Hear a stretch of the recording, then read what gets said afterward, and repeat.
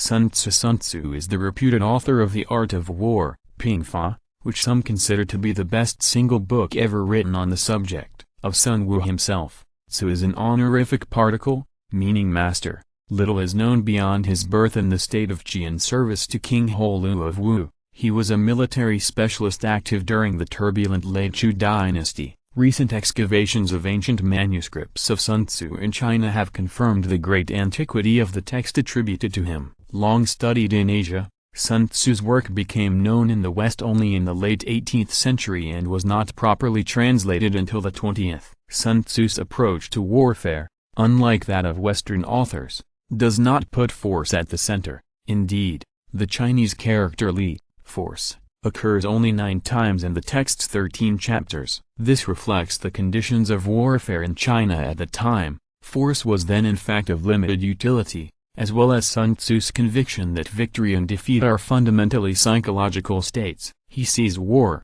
therefore, not so much as a matter of destroying the enemy materially and physically, although that may play a role, but of unsettling the enemy psychologically. His goal is to force the enemy's leadership and society from a condition of harmony, in which they can resist effectively, toward one of chaos, Luan, which is tantamount to defeat. Military action is presented by Sun Tzu in an implicitly Taoist frame of reference. The idea that terrain, weather, and enemy morale in effect have contours, through which the successful general finds the best ways, Tao, thereby using the force inherent in them to support his purposes, is basically Taoist, as is the recurrent theme of transformation, from one state to another, as in the interplay he discusses between regular, Cheng, and irregular, Ke, forces. But operationally, Sun Tzu's goal is psychological dominance and its exploitation, founded upon superior knowledge of the enemy. He lays great stress on the employment of secret agents,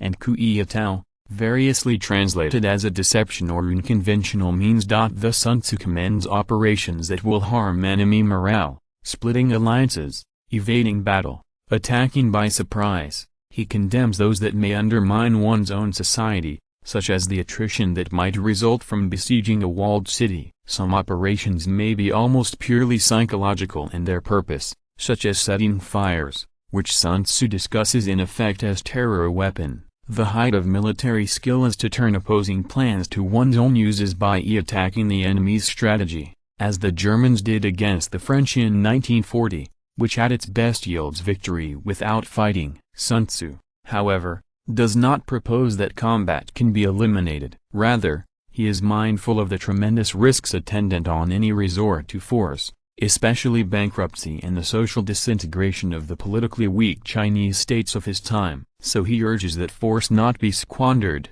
but conserved carefully and used only when it may have decisive impact. Sun Tzu writes about warfare within a single culture, wherein secret agents are difficult to detect and enemy thought processes differ little from one's own. One might question therefore the relevance of Sun Tzu in modern conditions, in which states are robust and force abundantly available, and in wars between nations, in which ethnic differences make spying difficult and enemy thought processes difficult to assess. Such concerns were probably more persuasive in the era of Karl von Clausewitz than they are today. For one thing, nuclear weapons have meant that the traditional Western road to victory, the application of massive, industrialized force, is now closed against a nuclear-armed adversary, and hence strategists must consider once again how to win without fighting, or at least without fighting too much. Force, as Vietnam showed, cannot alone win victory. The Reader's Companion to Military History, edited by Robert Cowley and Jeffrey Parker. Copyright 1996 by Houghton Mifflin Harcourt Publishing Company. All rights reserved.